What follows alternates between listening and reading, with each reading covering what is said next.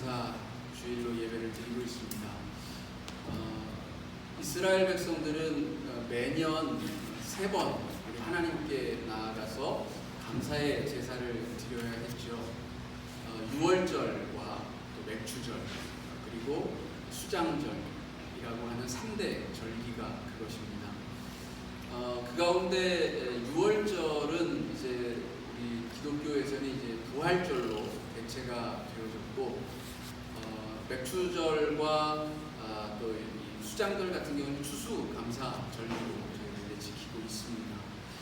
특별히 맥추절은 77절이라고도 하는데요.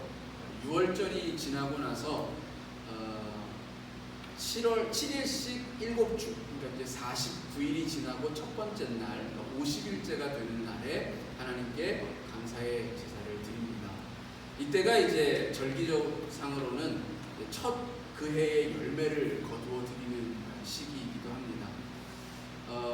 주변을 산책하시다 보면 요즘에 밀밭에 콤바인들이 열심히 밀 수확을 하고 있는 것을 보실 텐데요. 물론 이제 이스라엘은 이제 절기적으로 조금 더 빨라서 수확 시기가 좀 빠르지만, 요즘에 이제 이태리 같은 경우에는 많은 이제 밀 수확하는 풍경들을 보실 수가 있을 겁니다. 첫 열매를 드리면서 하나님께 감사하고 하는 것은 사실 이제 요즘에 우리는 이제 7월 첫 주를 맥추절로 이렇게 지키고 있는데, 지난 6개월, 말하자면 이제 상반기를 돌아보면서 그 삶 가운데 함께 하셨던 하나님의 은혜를 기억하고 감사를 드리고, 이제 남은 또 하반기, 또 남은 세월을 우리 하나님께서 지켜주시리라 믿는 믿음으로 또 하나님께 맡기고 나아가겠다라고 하는 다짐을 하는 그런 시간으로서 이 맥추절기를 보내게 되어집니다. 오늘 저와 여러분에게도 이 맥추절을 보내면서 지난 6개월 우리 참 코로나가 오랫동안 우리를 힘들게 하고 억눌렸던 그런 가슴 답답함이 있었는데, 그것들이 조금 풀어지면서 조금 이제 여유도 생겨나고 삶의 활기도 조금씩 찾아가고 있습니다. 물론 아직 다 끝난 것은 아니지만 그럼에도 불구하고 지난 2년 전에 비교하면 훨씬 더 나아진 그런 상황 속에 있습니다. 그런 시간들 속에서 또한 우리에게 임하는 여러 가지 은혜들을 생각해 볼 수 있을 것이고, 또 감사를 드릴 수가 있으리라고 여겨집니다. 그러기에 또한 앞으로의 삶도 하나님께 맡기고, 또 하나님이 우리를 어떻게 인도하실지 한번 소망하면서 그런 부푼 희망 속에서 이 시간을 보내었으면 하는 바람을 갖습니다. 맥추절기를 맞이해서 사실 이제 감사를 노래하는 많은 찬송들이 있습니다.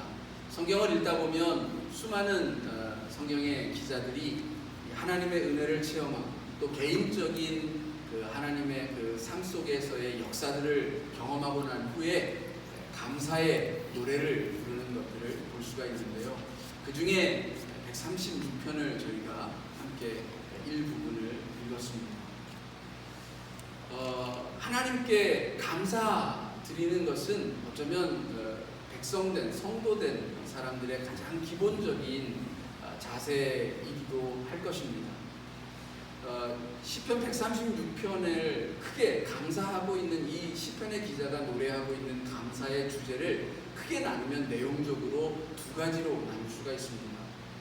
1절부터 9절까지에서는 세상을 창조하신 하나님에 대하여서 감사를 드리고 있습니다. 왜 시편 기자는 하고 많은 것 중에 이 천지를 또 우주 만물을 창조하신 하나님께 감사를 드리고 있을까요? 모든 생명의 근원이 하나님께 있음을 알고 그 깨달음 속에서 감사를 드리고 있는 것입니다. 오늘 우리가 하나님께서 정말 우리 가운데 함께 하시지 않으시면, 하나님이 우리에게 생명 주신 그것대로 정말 이 삶이 주어지지 않는다면 이 땅에서의 삶이라고 하는 것이 참 의미가 없을지도 모릅니다. 하나님께로부터 생명이 왔습니다. 그것이 너무나도 귀하다라는 거예요. 이 귀함을 깨닫는 자는 감사를 드릴 수가 있는 것입니다. 여러분, 삶이 얼마나 기쁘고 소중한 것입니까?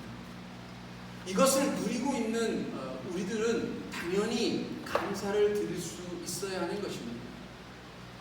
많은 천문학자나 물리학자들이 이 우주를 연구하고 별을 연구하고 또 이 상남안상들을 연구할 때마다 거기에 담겨 있는 그 신비함, 신묘막측함에 대하여서 참 놀라하고 경이롭다라고 이야기를 합니다. 사실 그렇죠. 만일 우리가 살아가고 있는 이 지구를 도화지에 이렇게 놓고 나서 우주를 큰 이 도화지의 우주라고 한다면 지구는 그 도화지의 한쪽 끝, 정말 그 끝에 거기에 볼펜으로 점 하나 찍으면 되는 그 정도에 불과할 것입니다. 근데 그 광활한 우주 가운데에서 이 하나님께서 이 땅을 우리 인생들로 하여금 살아갈 수 있게 하시고 대기를 허락하셔서 숨을 쉴 수 있는 공기를 허락하시고, 사실 우리 인생들 한 사람 한 사람 그 육체를 돌아보아도 그 육체 하나하나에 그 생명이 얼마나 신비하고 놀랍습니다. 살아가는 것 자체가 참 경이롭고 기적과 같다라고 말할 수밖에 없는 것입니다.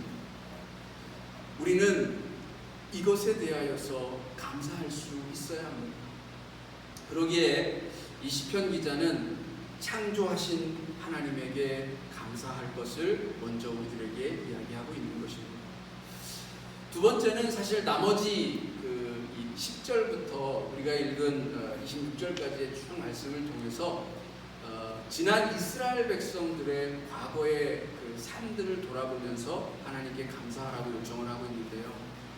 이스라엘 백성들의 그 삶이 어떻습니까? 출애굽을 할 때부터 시작을 해서 이 가나안 땅에 입성해서 정착해서 살아가는 그 시기까지 해서 하나님이 얼마나 이스라엘 백성들과 함께 하셨는지를 노래하면서 찬양을 드립니다. 우리로 하여금 저 애굽의 압제로부터 벗어나고 해방시켜 주신 하나님께 감사하라. 저 홍해를 건너서 하나님의 약속하신 땅으로 나아가게 하신 것을 감사하게 하라. 저 광야 가운데에서 우리를 먹이시고 입히시고 신발조차 헤어지지 않게 하신 그 하나님께 감사하라. 가나안 땅에 들어와서도 우리를 넘어뜨리려고 하였던 수많은 이방 민족들을 하나님께서 저들로부터 이스라엘 백성들을 지켜주신 것에 대하여 감사하라라고 말해주고 있습니다. 그래요.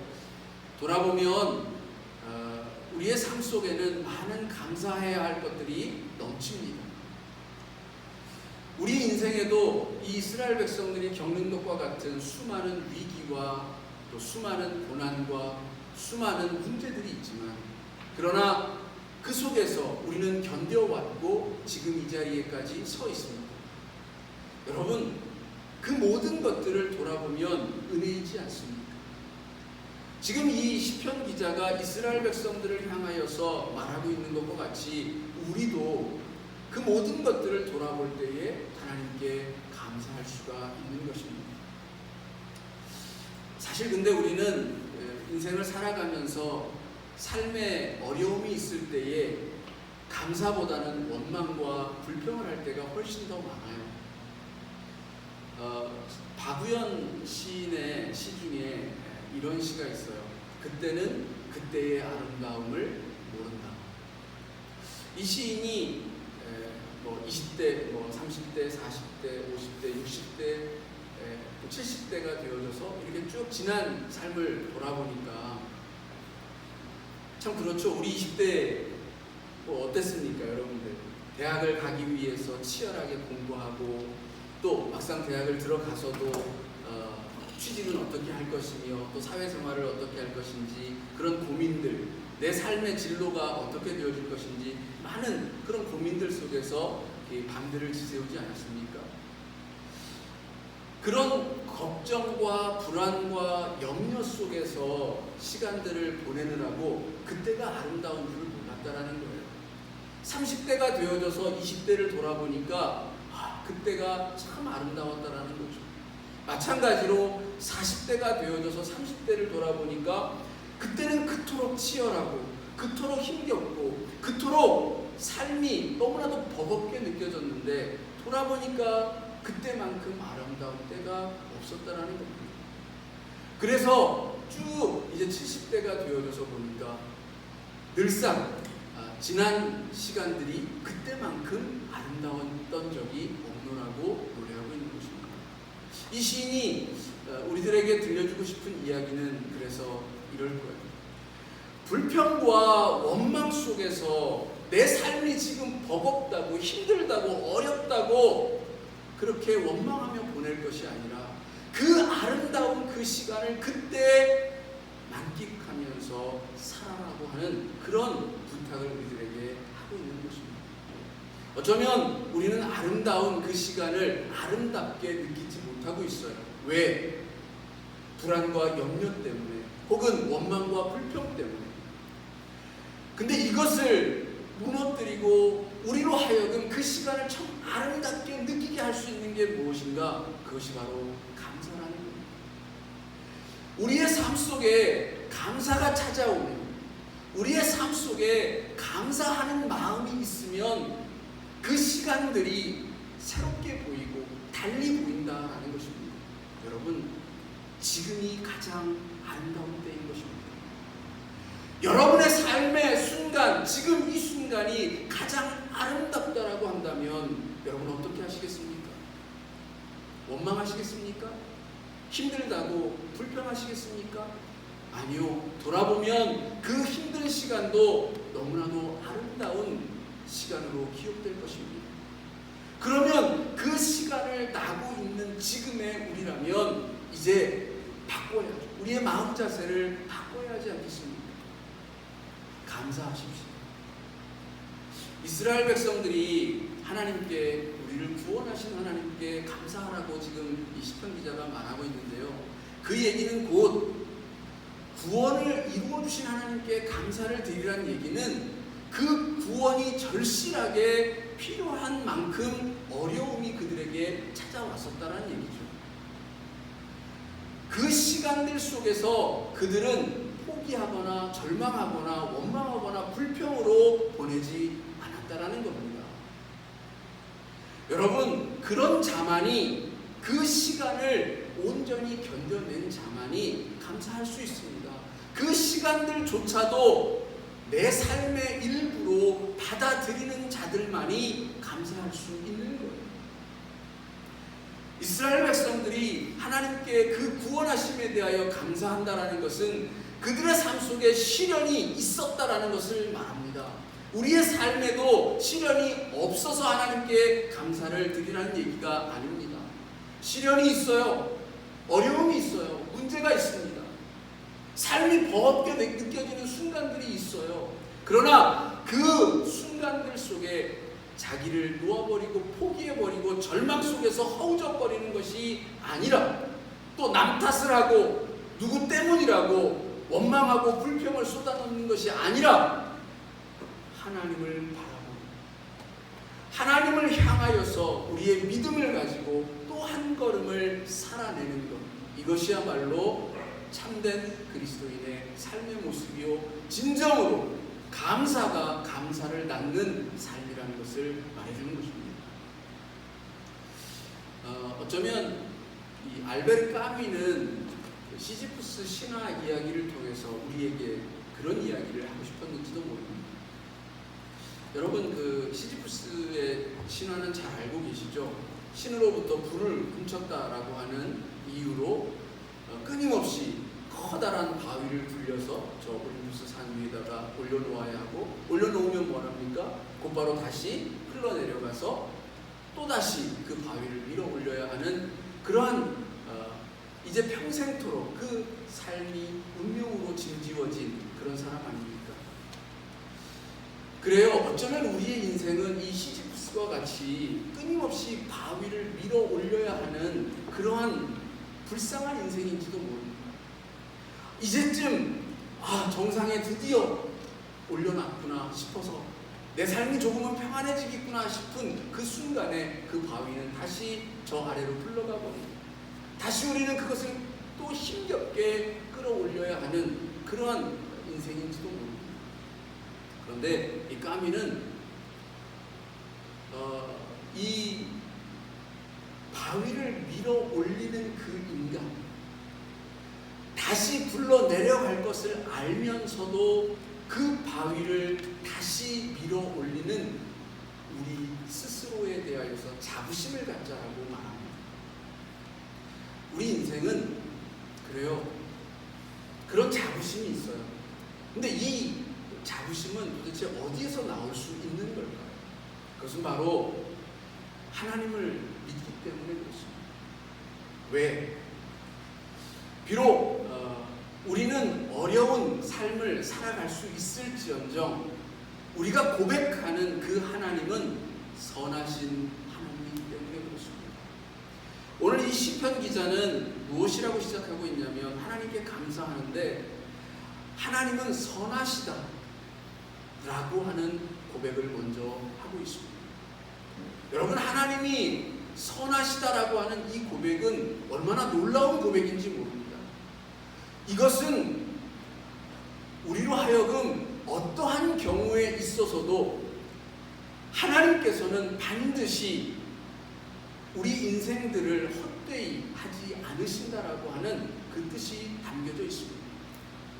무엇보다 악함이 우리로 하여금 걸려 넘어지고 그 속에서 허우적거리면서 우리의 인생을 참 잘못되었다라고 후회하게 만드는 그런 삶이 되지 않게 하신다는 겁니다. 여러분, 하나님이 만일 악하다, 하나님은 악한 신이다라고 고백을 한다면 여러분의 삶은 어떠실 것 같습니까? 실제로 이 악신을 섬기는 사람들이 있죠. 악신을 숭배하는 사람들, 악마를 숭배하는 사람들이 있습니다. 근데 악마를 숭배한다는 얘기는 그들의 삶이 어떠할지 여러분 생각해 보시면 금방 알 수 있지 않나요? 악한 신이 악하다라고 믿는 그 삶 속에 과연 선하고 의로운 삶이 있을 수 있겠습니까? 생명을 무참하게 없애면서 살해하면서도 그 속에 그 어떤 죄책감이라든지 이런 것들이 생길 수 있을까요? 자기는 신의 뜻을 따라 행한다라고 하면서 끊임없이 악행을 할 것입니다. 그런 악행을 하는 사람들이 아무런 죄책감도 없이 그런 삶을 살아간다면, 그런 세상이 되어진다면 이 세상이 과연 정말 살아갈 만한 세상이 되겠습니까? 이 세상을 세상답게, 하나님이 만드신 세상답게 하는 것은 그럼에도 불구하고 하나님은 선하시다라고 하는 우리의 고백이 있기 때문입니다. 그리고 그것은 진리이고 그것은 진실이기 때문에 오늘 우리는 어떻게든 선한 삶을 살기 위해서 몸부림치는 것입니다. 하나님이 선하시다라고 하는 이 고백의 바탕 위에서 조금 힘이 들어도, 어려운 일이 있어도 악의 길로, 유혹의 길로 빠져들지 아니하고 오직 진리 되신 하나님을 바라보고 하나님 안에서 믿음의 길, 진리의 길을 살아내려고 몸부림치고 애를 쓰는 것입니다. 여러분, 하나님이 선하심을 믿으십니까? 분명 하나님은 선하십니다. 우리의 억울함을 신원하시는 하나님이라고 성경은 말해줍니다. 여러분의 삶 속에 때로 어렵고 또한 억울한 일들이 생길지도 몰라요. 내가 아무런 잘못도 하지 않았는데 내 속에 왜 자꾸 이러한 어려움들이 생기는지 참 이 세상이 원망스러울 때가 있어. 그러나 하나님은 선하십니다. 하나님은 어떠한 경우에라도 선하십니다. 그 하나님이 우리의 억울함을 돌아보실 것입니다. 하나님께서 갚아주실 것입니다. 하나님께서 우리의 앞서 행하시고 마침내 진리가 승리하는 것을 보게 하실 것입니다. 이 믿음으로 오늘 우리는 그럼에도 불구하고 한 걸음 더 진리를 살아가려고 내딛는 것입니다. 두 번째, 또한 이 시편의 기자는 계속해서 똑같은 말을 반복적으로 이야기하고 있어요. 여러분들 136편을 1절부터 쭉 보시면 마지막은 항상 이렇게 끝이 납니다. 그 인자하심이 영원함. 하나님께서 인자하시다라고 하는 고백을 드리고 또한 그것을 통하여서 우리가 감사해야 할 것을 말해주고 있는 것입니다. 여러분, 하나님은 인자하신 하나님입니다. 여기서 쓰인 인자하심은 헤세드라고 하는 단어입니다. 구약 성경에서 그 헤세드는 신약 성경에서 예수님이 말씀하시고 있는 사랑과 같은 말입니다. 하나님이 우리를 사랑하신다라는 거예요. 하나님이 우리를 사랑하시되 영원히 사랑하신다라는 얘기입니다. 이 얼마나 놀라운 말씀입니다. 여러분, 우리는 이 하나님의 사랑 때문에 지금 살아있는 것입니다. 우리의 살아있음은 사랑으로 인하여서입니다. 이 세계가 그래도 살아갈 수 있고 그래도 살아갈 만한 세상이 되어질 수 있는 이유는 사랑 때문입니다. 단 한순간도 사랑이 없이는 이 땅은 살아갈 수가 없습니다. 모든 생명의 근원은 하나님이라고 할 때에 그 하나님은 사랑이시라고 말씀하십니다. 하나님이 사랑이시기에 우리는 오늘 살아있고 살아갈 수가 있는 것입니다. 하나님이 인자하심, 또한 그 인자하심이 영원하니 감사하라라고 하는 이 말씀, 여러분에게 진심으로 다가와지기를 주님의 이름으로 축원을 드립니다.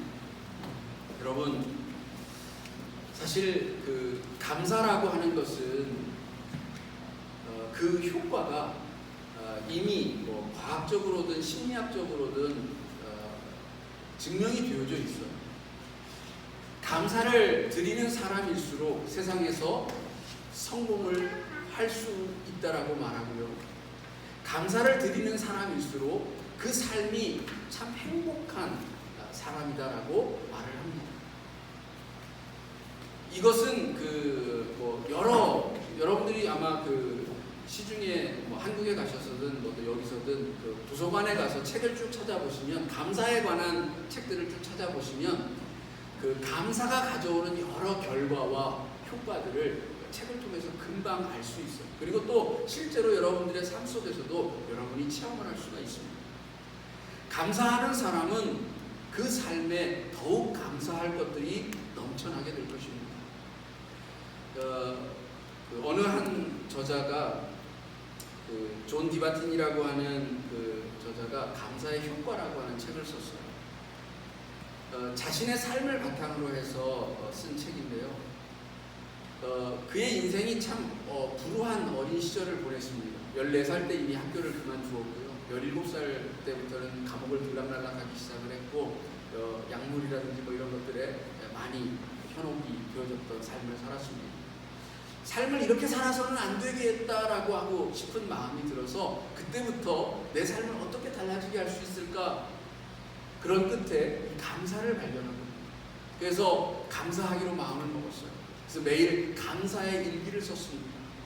내 삶의 시간들을, 하루하루의 삶의 시간들을 돌아보면서 감사할 것들을 끊임없이 고백하고 끊임없이 그런 삶을 허락하신 하나님께 감사를 드렸어요. 그랬더니 놀랍게도 그 삶이 변화하더라는 거예요.